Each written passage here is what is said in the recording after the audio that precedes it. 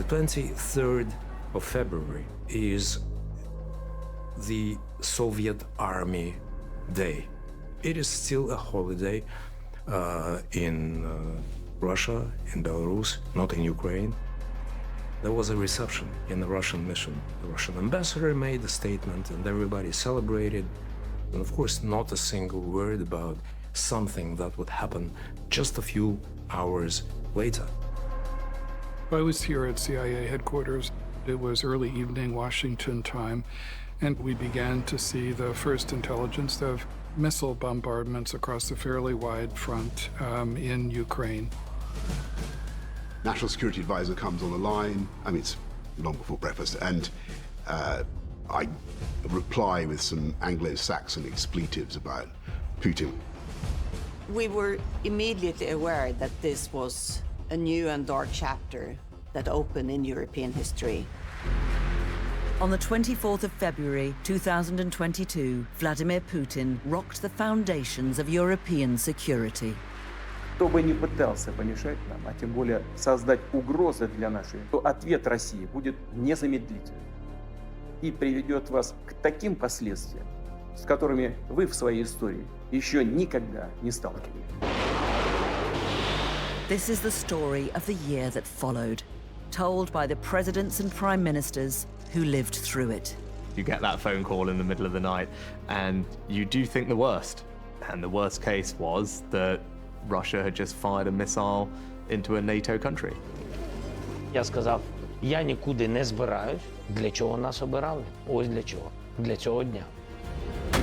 In this episode, Putin's invasion exposes cracks in the global order. He tried to put a wedge between the US and the Europeans. He tried to put a wedge in NATO.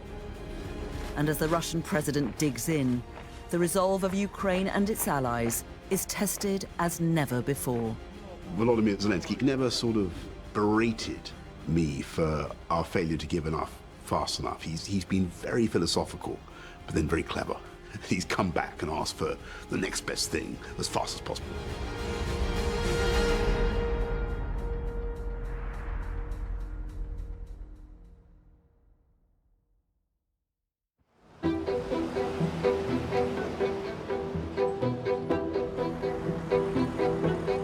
Days before Putin launched his invasion of Ukraine, leaders of the Western defense establishment arrived for their annual gathering in Germany. The Munich Security Conference was unbelievably tense.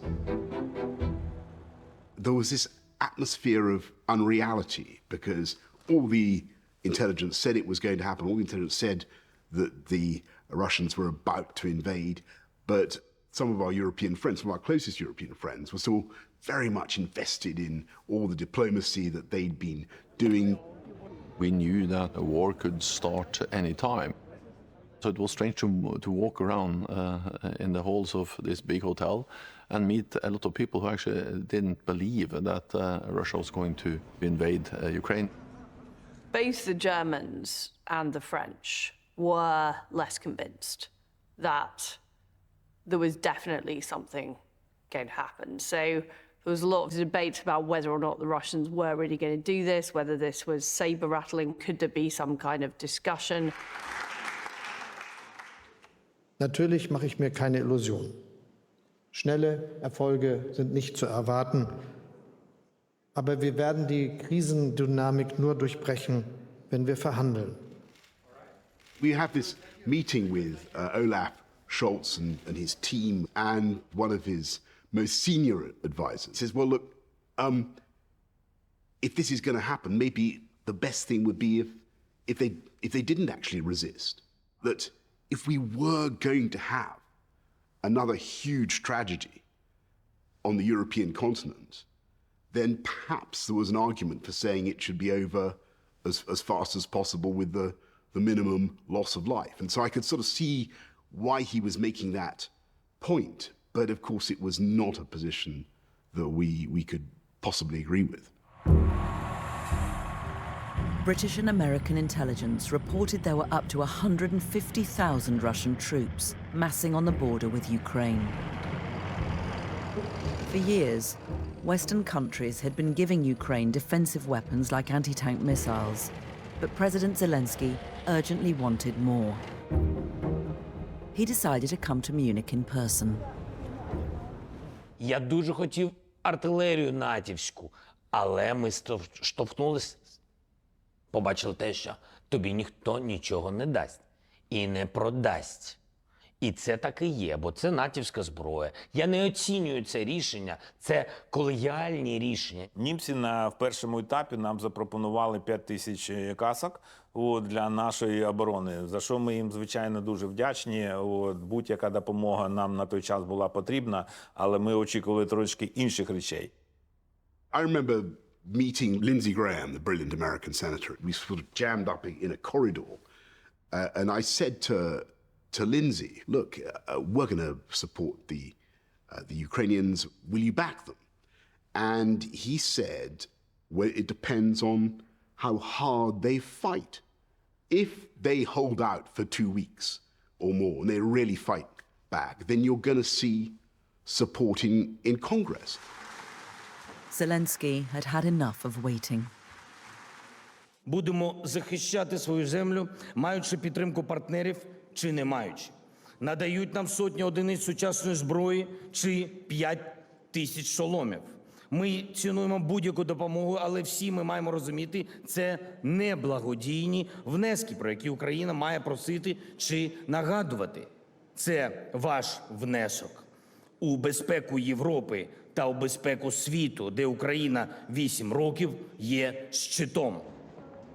Справа в тому, що світ, на превеликий жаль, і вони вважали, що російська армія, вона є непереможна. І потрапляння цієї сучасної зброї до рук Російської Федерації, для них це було неприпустимі речі. І вважали, що у нас не буде спроможності робити той чи інший супротив. 2 days later, Putin summoned his security chiefs to the Kremlin. He questioned his head of foreign intelligence on whether to recognize parts of eastern Ukraine as independent. Поддержу предложение о признании. Поддержу или поддерживаю? Говорите прямо, Сергей. Поддерживаю предложение. Так и скажите, да или нет. Having spent a lot of time interacting with President Putin and many of the personalities in that room, it didn't come as a surprise that he was going to engage in a little bit of political theater. First, to demonstrate that each of his senior advisors was in this together with him. And the second was classic Vladimir Putin, to demonstrate his political dominance. And he did that very effectively because, at least, Mr. Narishkin didn't seem as if in this piece of political theater anyone had handed him the script for it. Поддерживаю предложение о вхождении Донецкой и Луганской народных республик в состав Российской Федерации. Да, мы об этом не говорим, мы этого не обсуждаем. Мы говорим о признании их независимости или нет.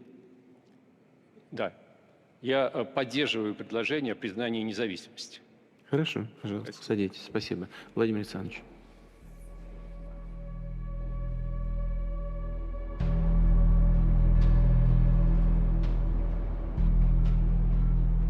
Сегодня я инициировал телефонный разговор с президентом Российской Федерации. Результат – тишина. Поэтому сегодня я хочу обратиться ко всем гражданам России. Мы будем защищаться. Не наступать, защищаться. Наступая, вы будете видеть наши лица. Не наши спины, наши лица. In New York, the UN Security Council was in an emergency session. When I entered the room that night, you could just smell the tension and the anger and the fear. And the first thing I thought was, this is the real Security Council. This is what this room was built to do. This could be the most dramatic war that Europe was facing since the Second World War, and to a large extent the world was facing. So a moment of enormous tension and enormous emotion. Russia was chairing the Security Council, so my Russian counterpart Vasily Nebenzia was chairing a meeting where we were all calling on him not to invade Ukraine. The Ukrainian ambassador, Sergei, was there, and you could see it in his aspect, in his body, the amount of tension and stress he was under. I had no doubts that the invasion was imminent in a sense that it was not avoidable. But many of my colleagues sincerely believed that the invasion, the full-scale invasion, was not possible. Less than an hour after the meeting started, any doubt about Putin's intent evaporated. Suddenly, on our mobile phones, we see the news that Russia has launched the invasion. And the news whips round the Security Council like wildfire. You can almost hear mobile phones on silent mode sort of vibrating away. My Russian counterpart, Vasily Nebenzia, looks at his phone. He sees the news because he clearly hasn't been told that Russia's about to invade. Antonio Guterres was sitting next to me, and he was asking me whether I knew it. I said, this is the first time I hear. We expected that this attack was going to happen. None of us expected the audacity that the attack would happen while we were sitting in the council.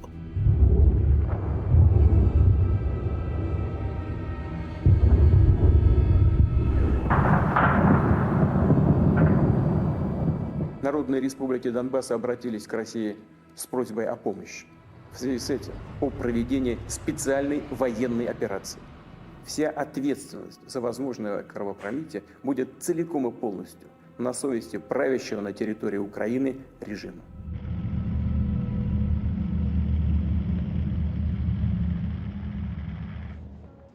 В ходе этого заседания президент России Путин обратился с обращением, в котором он сообщил, что принял решение о специальной военной операции на Донбассе. Nebenzia was lost. He was clearly lost.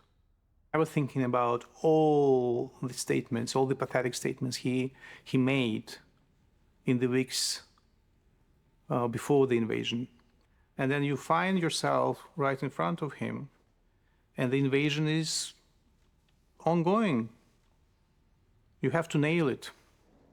I would like to ask the ambassador to say on the record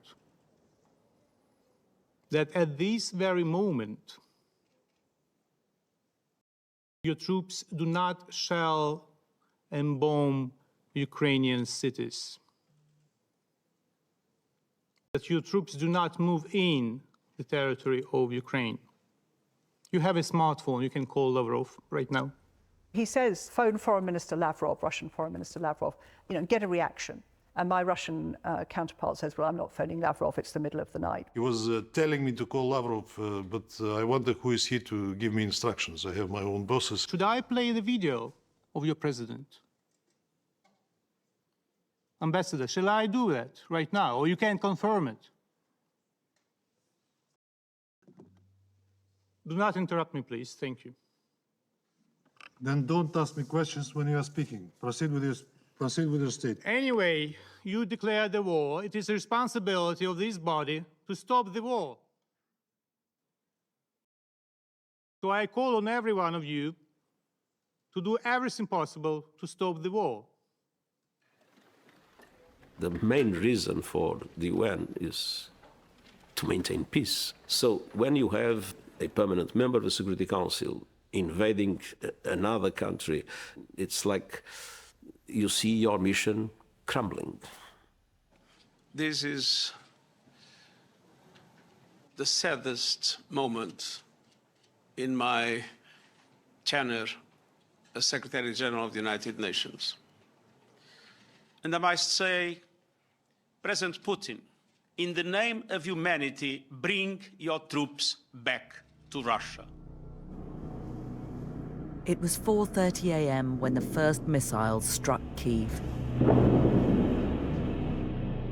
Я поїхав в офіс, я був першим в офісі. Одразу були зібрані всі військові. 2 days earlier, Zelensky had been warned of a Russian plot to assassinate him within hours of an invasion. Але ми отримували дуже величезну кількість такої інформації про загрозу життя президенту і наполегливі пропозиції партнерів, щоб президент приїхав чи то в Варшаву, чи то в Лондон, чи то якісь інші речі. Я за посадою мав йому кожного разу нагадувати після отримання такої інформації, що є небезпека життю. Я сказав, я нікуди не збираюсь. Я сказав, я звертаюсь до вас всіх. Я вважаю, що ми не маємо права покинути нашу державу, наше суспільство. Ми важливий приклад. Це зараз саме той момент, коли ми можемо показати наприкінці, для чого нас обирали. Ось для чого. Для цього дня. From his residence in the White House, the US president asked his team to get Zelensky on the line. It was very surreal to be listening in on a conversation with a leader who was grappling with the fact that his country was being invaded and he was now at war. President Zelensky, not surprisingly, was quite agitated, very emotional. The president very clear in saying to him, what is it that I can do to help? And President Zelensky saying to him, I need you to rally the world in support of us. Biden consulted his top advisors. We provided a rundown of all the things that we were looking at that point in time. And it looks like Putin believed he could topple the government in Kyiv in a matter of days and install his own government.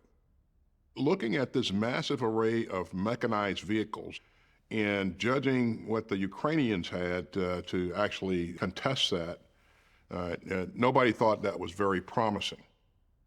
The president was very clear that U.S. strategy was going to be governed by three basic principles. The first was to ensure that NATO's unity was preserved and strengthened. Second, to ensure the Russians didn't win, to do everything we could to support the Ukrainians. And third, to make sure that we did not end up in World War III.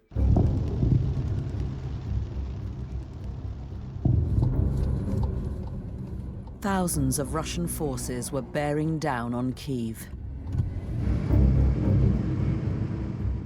The fear was that if they swept easily through Ukraine, countries on the eastern flank of NATO would be Putin's next target. Walked into the alliance, it was still dark outside. There was a look in everyone's eyes, and I think we were all thinking, this is really happening.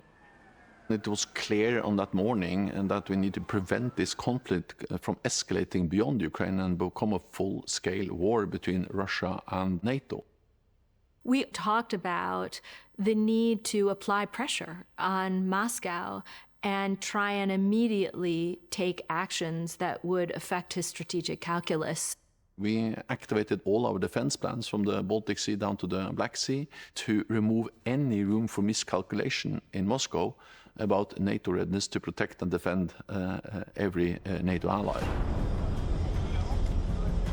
That morning, thousands of troops deployed to Bulgaria, Hungary, Romania, and Slovakia. There had never been so many NATO forces on Russia's border. But none would enter Ukraine, where Putin's army continued its advance. We wanted to make sure that while we stood in solidarity with Ukraine, we didn't get NATO directly engaged into some sort of shooting match with Russia. Ukraine's military, a fraction of the size of Russia's, was struggling. Its leaders called for help from ordinary citizens, handing out guns and instructions for making Molotov cocktails. Zelensky called in the head of his National Security Council. У нас з президентом відбулася розмова, де я йому виклав своє бачення, свою точку зору, як будуть розгортатися події. Я їм сказав, що на превеликий жаль, нам треба зараз сам на сам з Російської Федерації фактично витримати тиждень, півтора-два, що нам треба зараз вистояти. Якщо ми вистоїмо зараз певний проміжок часу, після того буде починатися допомога. In London, the Prime Minister convened a crisis meeting. This was just a few hours after the invasion, and the advice from the defense intelligence people, both in Washington and in London, was that the Ukrainians would not be able to hold out for more than a week or so, if that. The only thing that was the unknown was how long. How long did Ukraine have? This was about hours and days. And how could we as nations support Ukraine even after potentially a successful invasion by Russia? Why have you started a war in Europe, Ambassador? The Foreign Secretary summoned the Russian ambassador. She summoned me to make a protest. She read this protest and asked me to respond. I said we are responding with severe measures. This is a completely unwarranted war. And the Russian ambassador read out the usual Kremlin propaganda from a notebook. I was trying to say that during 8 years after 2014, Ukrainian forces are killing, humiliating Russians in Donbass, shelling them, and even children are already grown up under this shelling by Ukrainian forces, and sooner or later it should be stopped.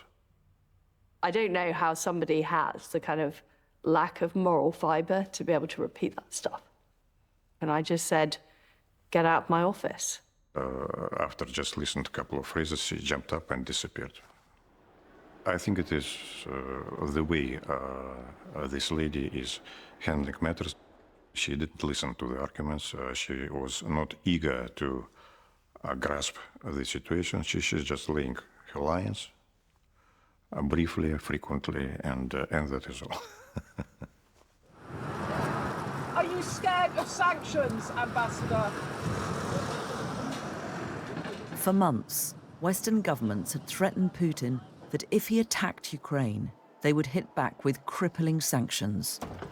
We realized the weapons and the sanctions were the real levers that we had over Russia, but we were behind the curve in terms of our sanctions. We were acutely conscious from the outset that we would be pushed on Russian money in London. If we were going to ask other countries to stop taking Russian gas and Russian hydrocarbons, we had to make very sure that we were doing our best to get rid of dirty Russian money.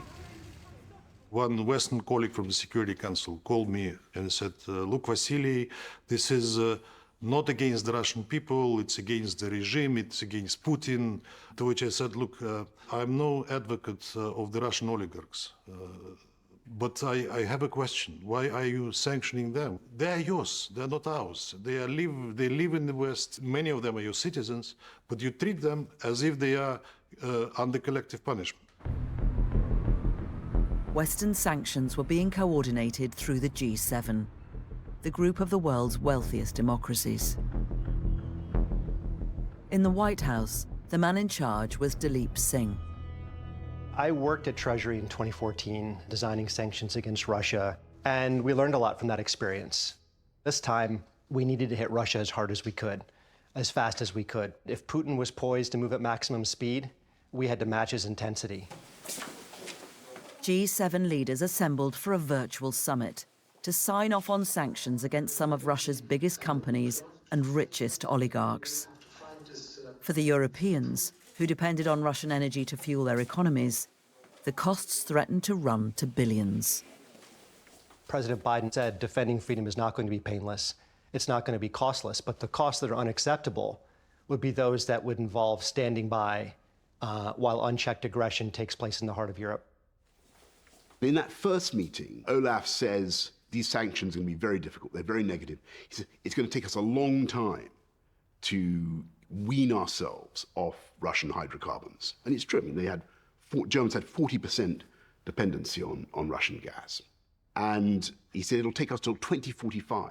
Die Grundvoraussetzung für die Sanktionen waren, dass sie ihr Ziel erreichen und stärker den schädigen, den sie schaden sollen und nicht denjenigen, die auf etwas verzichten. Es war allen klar, wir können jetzt nicht Sanktionen erlassen, die wir in wenigen Wochen oder Monaten wieder aufheben müssen, weil wir es selber nicht durchhalten.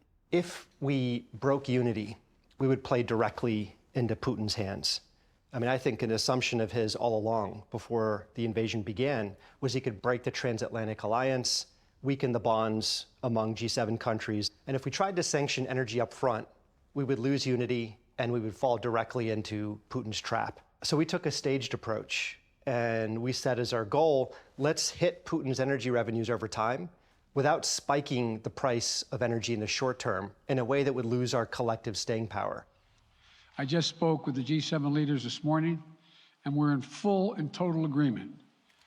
Putin chose this war, and today I'm authorizing additional strong sanctions and new limitations on what can be exported to Russia. Okay, thank you all very much. My first thought was, this is the most consequential sanctions package in economic history. But the second thought was, this is inadequate, because as I looked at the television screen, it wasn't matching the savagery of what I saw.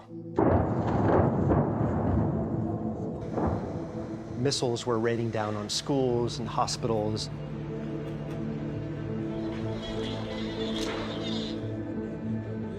And it was pretty clear to me that Putin was intent to terrorize the entire country.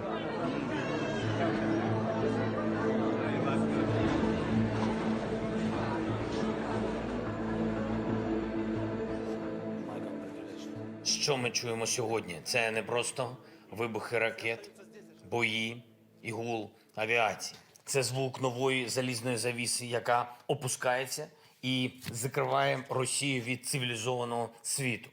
Якщо ви, шановні європейські лідери, шановні світові лідери, лідери свободного світу, якщо ви нам сьогодні не допоможете, якщо ви потужно не допоможете Україні, то завтра війна постукає в ваші двері.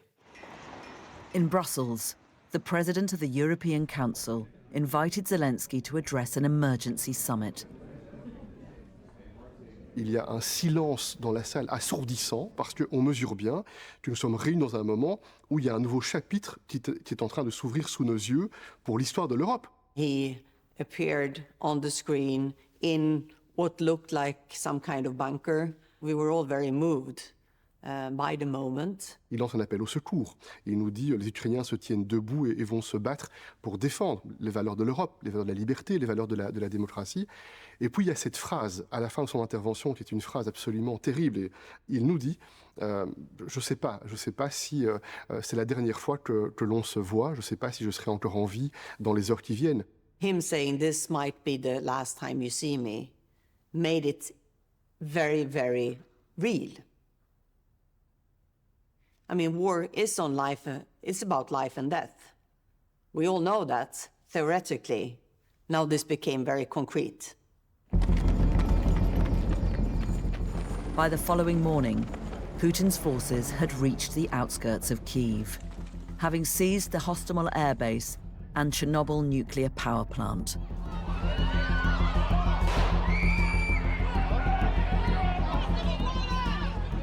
Hundreds of thousands of Ukrainians were fleeing for the border with Poland, seeking refuge in Europe.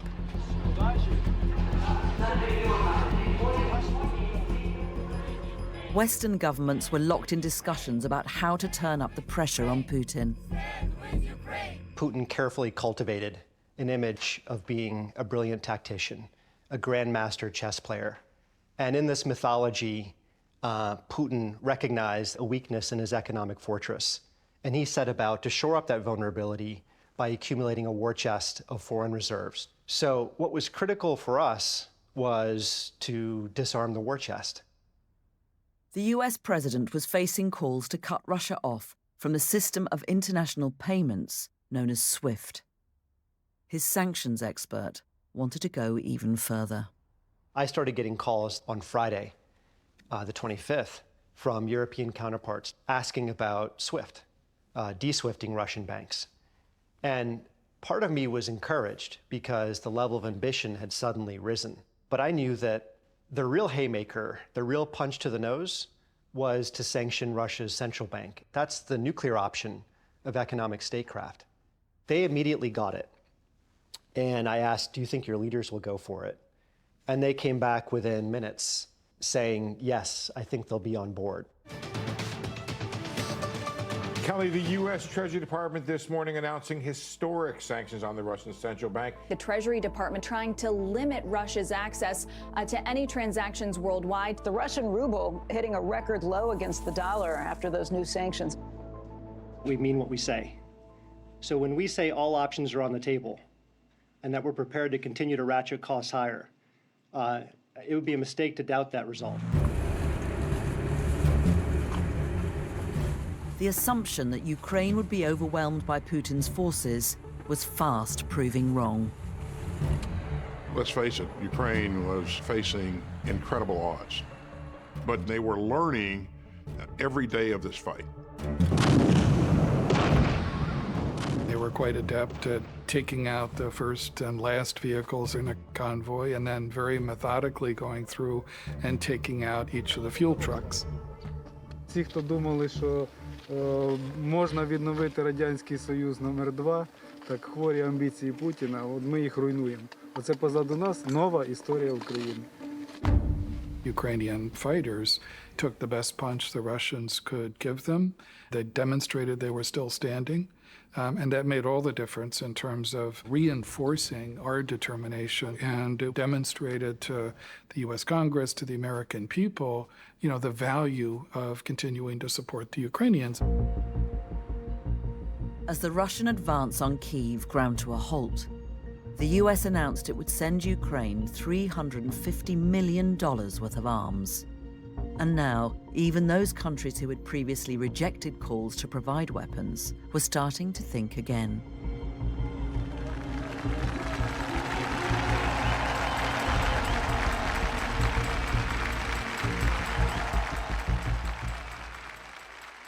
Wir sind in einer anderen Welt aufgewacht. Natürlich haben wir dann nach dem 24. Februar sehr viel miteinander gesprochen, in kleinen Sitzungen, in kleinen Kreisen im Kanzleramt. Deutschland als ein Land, was mit dem Zweiten Weltkrieg die schlimmsten Verbrechen der Weltgeschichte über andere Länder gebracht hat, in unserer direkten Nachbarschaft, die Shoah zu verantworten hat. Unser ganzes Land ist darauf gegründet gewesen, dass wir eben nicht eine starke Militärmacht wieder werden.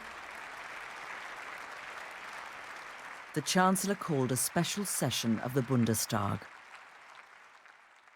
Viele von uns haben noch die Erzählung unserer Eltern oder Großeltern im Ohr vom Krieg. Und für die Jüngeren ist es kaum fassbar. Krieg in Europa. Wir erleben eine Zeitenwende.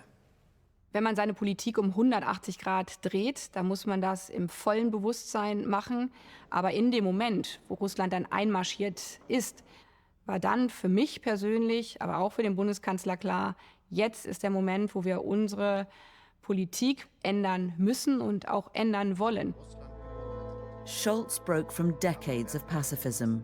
He announced that Germany would send offensive weapons to Ukraine, wean itself off Russian oil and gas, and spend 100 billion euros on its defense forces.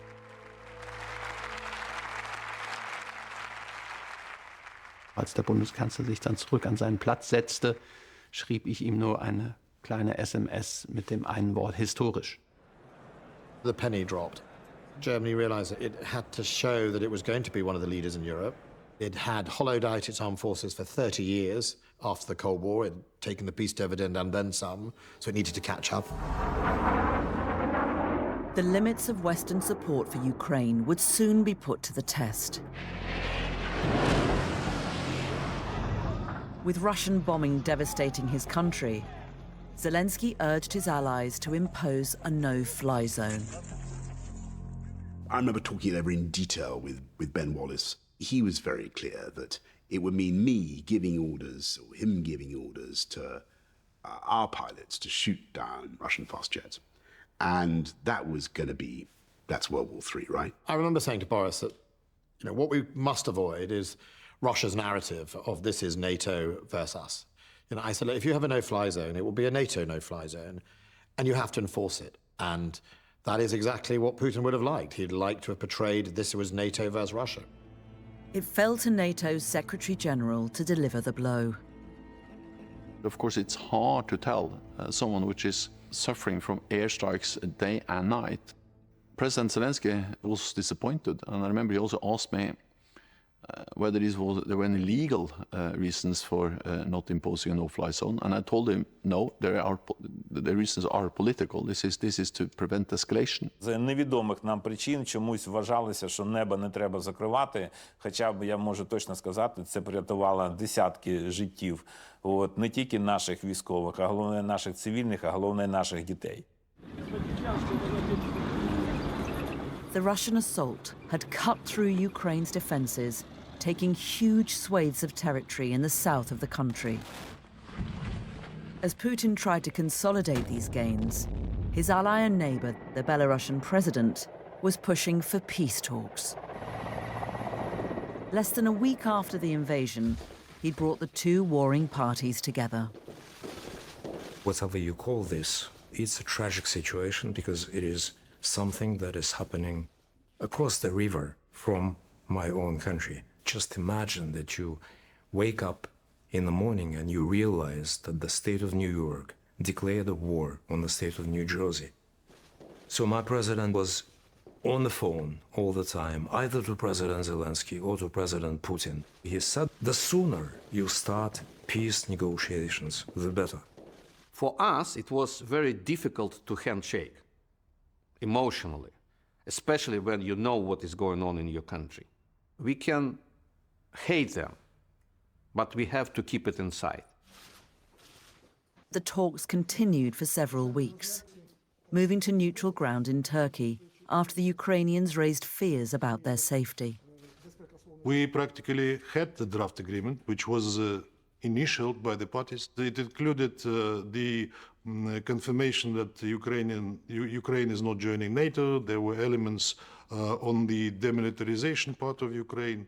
So basically, those demands that were the goals of the special operation is announced by President Putin. Both Belarus and the Russian Federation were happy with the way things were progressing, but then it just unfolded and failed.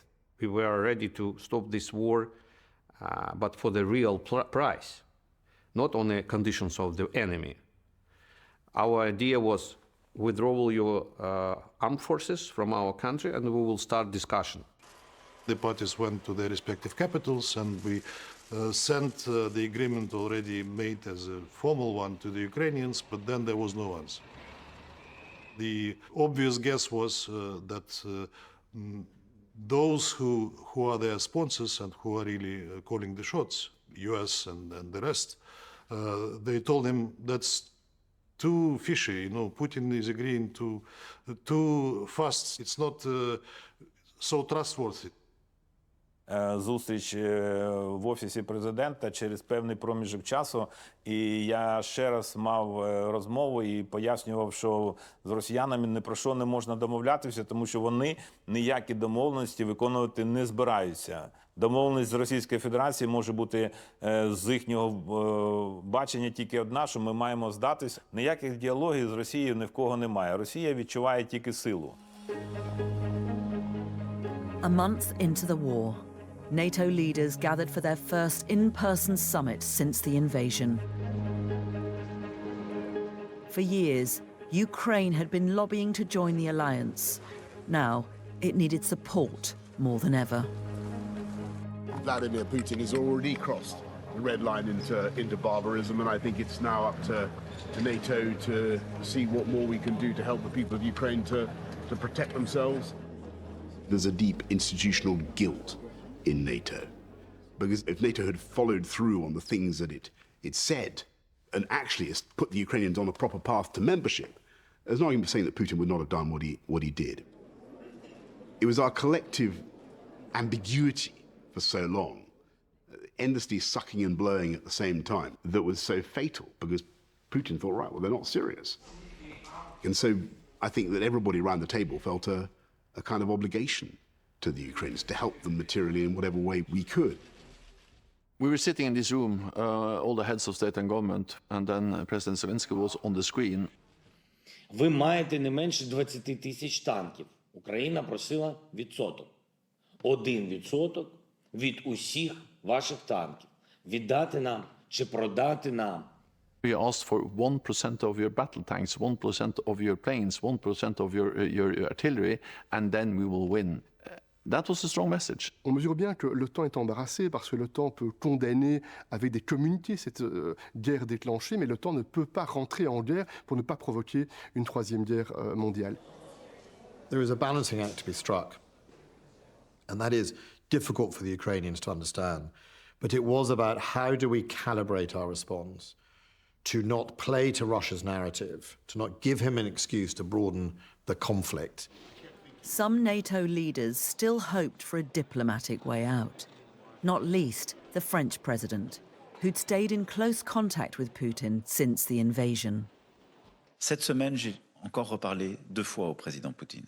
J'ai passé plusieurs heures pour essayer de construire les voies et moyens, essayer de mieux comprendre les limites. De manière évidente, les négociations ne permettront pas de déboucher dans les prochaines heures et les prochains jours. Mais il faut préparer le moment où ce sera possible. Je pense que c'est notre responsabilité et c'est le seul élément qui est cohérent avec le fait que nous ne menons pas, nous, la guerre. I was frustrated by the attempt, particularly by President Macron, to keep talking to Putin, because I thought it sent out very mixed messages about the West's resolve. Any peace efforts were about to be derailed by shocking discoveries in Ukraine. As Zelensky's forces pushed Russia back from Kyiv, evidence was uncovered of torture and killings. Я був першою посадовою особою, яка відвідала Бучу після всіх цих подій. На наступний день, після того, як вона була звільнена. І ті звірячі речі, які робили там оці покидьки, вони просто вражали. On the 4th of April, the Ukrainian president himself visited the town of Bucha. Ми вважаємо, що це військові злочини, людей вбитих і закатованих з відрубаними кінцівками, що це більше, ніж це є геноцид. Thank you so much. Bye-bye. Thank you. Down, where are you? І це була точка неповернення до тих чи інших процесів, які на той час пропонувала Російська Федерація.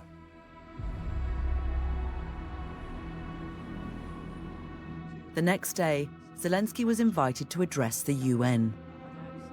As well as Ukraine's allies, he'd also be facing countries more sympathetic to Putin. It was the UK's turn to chair.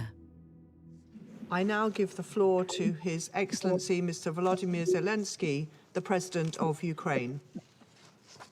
You have the floor, sir. Дуже дякую. Шановна пані голово. There were all kinds of technical problems, and we were all whispering in our messages that the Russians were interfering with the technology. None of us had any evidence of that, but once he started speaking, we were all glued to the screen. Де ця безпека, яку має гарантувати Рада безпеки? Її немає. He spoke very clearly about his expectations of the United Nations. And then he said that he wanted to show a video of the human rights violations that Russia had committed. And he ran this video, which probably lasted for no more than a minute. But you can pack a lot of atrocity into a minute. I suggest we return to the video. Thank you.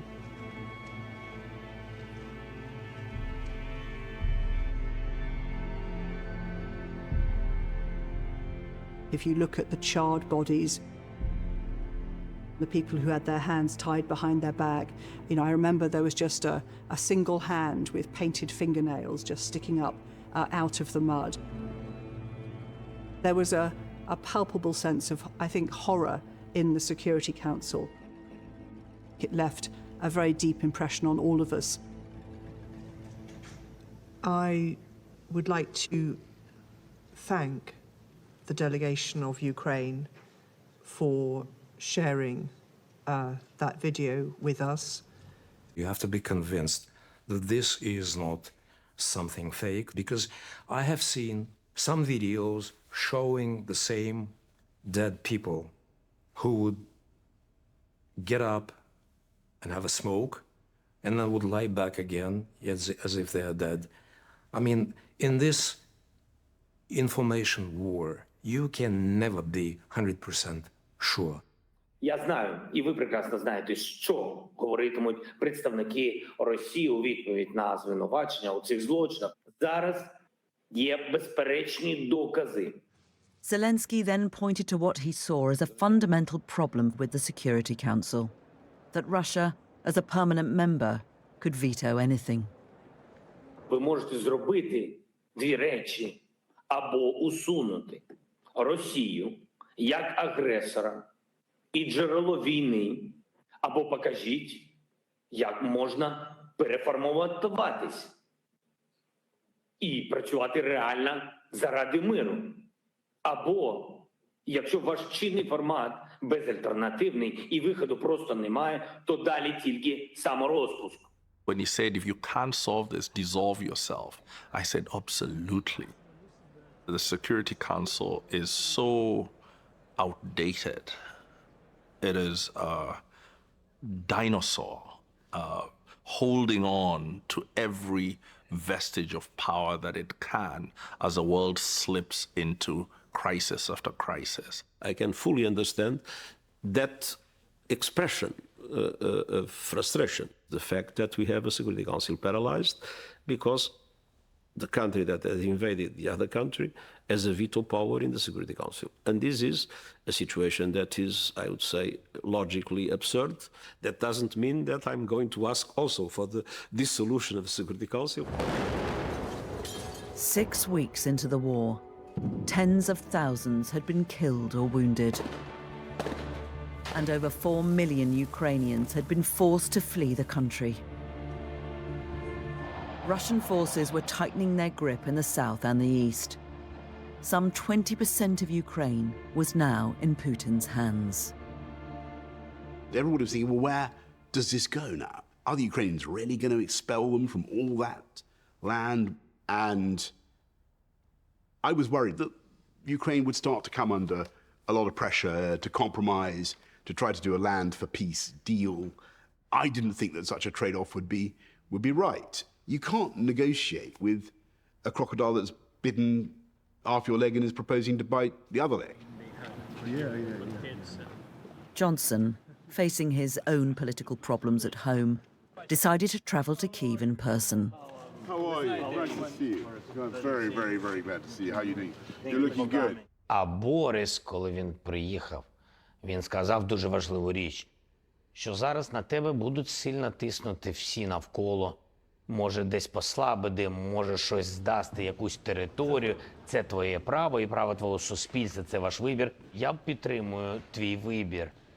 I just wanted Volodymyr Zelensky to know that he shouldn't feel under pressure from anybody. І я йому сказав, дивись, ми нічого здавати не будемо, ніякі поступки територіальні ми не підемо. Я не збираюсь цього зробити і зраджувати нашому суспільству і людям, які вже загинули. I realized I didn't have any photographs of this event, and it was. I thought, well, what are we going to do? I need some proof I was here, And so I suggested to Volodymyr that we should go on a walkabout, and that's what politicians do. Тоді ніхто не виходив на вулицю, і люди на вулиці нікого не бачили. Шеф нашої охорони, Макс. І я йому сказав, Макс, що ти думаєш? А він сказав, а що? Борис зараз сказав, що непогано було б піти прогулятись. І Макс сказав, ну що ж, хай він іде і погуляє. I kept looking up at the skyline and wondering whether there was some, residual Russian sniper waiting for us. But we were totally fine. We wanted to show that as far as the West was concerned, he was winning, and he was going to win. To have any chance of driving Putin's forces out of Ukraine, Zelensky would need much greater military backing from the West, and above all, America. That month, the US Secretary of Defense flew to America's biggest airbase in Europe, where he'd gathered ministers from more than 40 countries. The Ukrainians were unsure as to whether or not they would have the ability to sustain the effort going forward. Some countries, quite a few countries, quite frankly, didn't really understand what needed to be done in order for them to provide arms, munitions, you name it. And so that was a struggle. Each of us were bilaterally engaging with the Ukrainians, but was exhausting for the Ukrainians to be calling Paris, calling London, calling Warsaw, calling Washington, and a whole array of capitals around the world for assistance. Дякуючи нашим партнерам, отримувати засоби захисту, але за період з отримання і до безпосередньо інсталяції був доволі довгий. Якщо б це відбувалося з перших днів війни, якщо б була б віра в нас, в нашу перемогу, в нашу стійкість, я думаю, що кількість жертв серед цивільного населення було б набагато менше. Ukrainians were very, very quick, but also very clever in lobbying. Everyone from MPs to journalists to soldiers were getting lists of equipment they wanted, and it was really important that we coordinated that. I tried to convey them that it's in the interest of NATO club to help Ukraine win this war without spending their real blood of their soldiers on the battlefield. They can spend only money or ammunition or their weaponry, but fighting, it's under our side. Russia is waging a war of choice to indulge the ambitions of one man. We want Ukraine to be successful, because if Ukraine is not successful, it will be horrible for the security of Europe going forward. You know, America had made that decision in that very American decision-making way, you know, that, right, we're going to do this. The Americans played that convening role very well. There were nearly 50 nations in the room, and that showed that the international community was determined to do something about this. Just 2 months earlier in Munich, Zelensky had pleaded with the West to send more than helmets. Now, the US and its allies pledged to send Ukraine billions of dollars worth of NATO-grade offensive weapons. In this conflict, at every stage, you see that we, the supporters of Ukraine, end up doing the right thing, but we always do it later rather than sooner. Президент Российской Федерации Владимир Путин.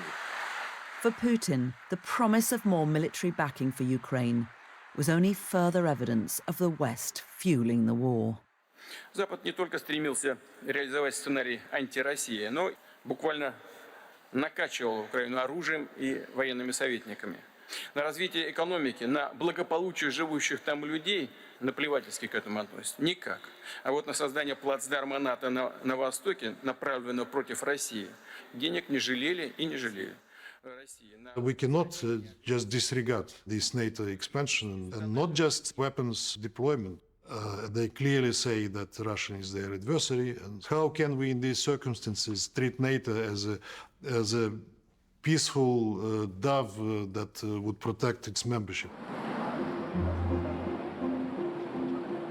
At their annual summit, NATO's leaders put on a show of strength, launching a direct challenge to Putin.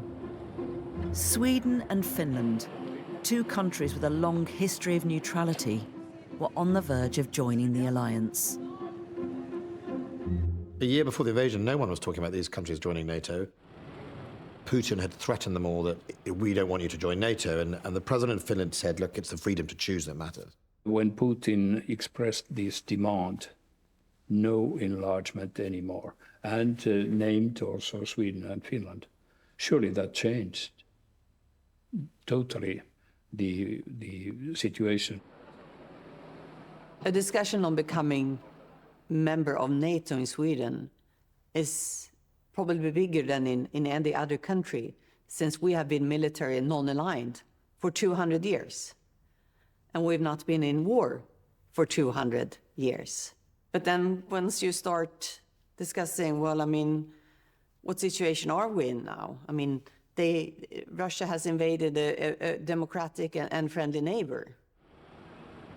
Finland had acted as a bridge between Russia and the West since the Cold War, and its president had met Putin more than any other European leader. Before the summit, he called the Kremlin. I decided to call to Putin and tell him that now we are going to NATO. I'm not a man who sneaks around the corner. It's best to take straight at the table what you think. And his reactions were actually quite astonishing. He surely said that you make a mistake, but then he took it very calmly. Finnish neutrality and their very good relations with Russia were their asset, which they squandered. We never had any missile directed at Finland, and they were neutral. But this changed, and of course that will be taken into account in our political and military planning. At the summit, NATO formally invited Sweden and Finland to join. It's important for NATO, but it also sends a very clear message to President Putin. He went to war because he wanted less NATO on his borders. He's getting the exact opposite. But for Zelensky, it was salt in a wound. Політика відкритих дверей НАТО не повинна нагадувати старі турнікети київського метро. Вони відкриті, а коли ти підходиш, турнікети закриваються, поки не заплатиш. І хіба Україна ще недостатньо заплатила? I understand that Ukraine wants membership as soon as possible. At the same time, they cannot get membership in the midst of a full-scale war. The most urgent task is to ensure that Ukraine prevails as a sovereign, independent nation, because unless Ukraine prevails, there is no membership issue to be discussed. Мені казали всі, що якщо нас візьмуть в альянс, то Росія почне повномасштабне вторгнення. А я казав, що вони все одно почнуть, Європа об'єдналась. Але все це потім було, коли вже була повномасштабна війна проти нас.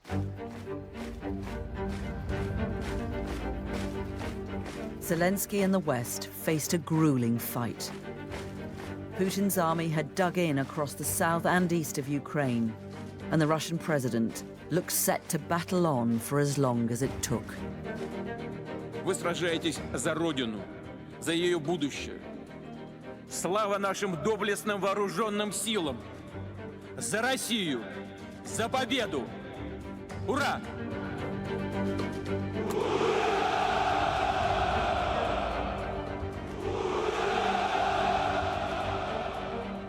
The war in Ukraine has come at the end of a long period of Western hesitancy or reluctance to deal with Putin. And you see democracy in retreat, autocracy getting its way. And the invasion of Ukraine, I hope, marks the end of that. And it's the moment when the West said, right, Putin, no, that's it. We're putting you back in the box.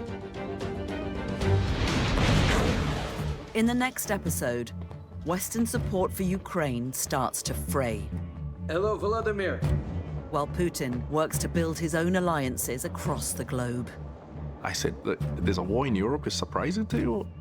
It's not a surprise to me.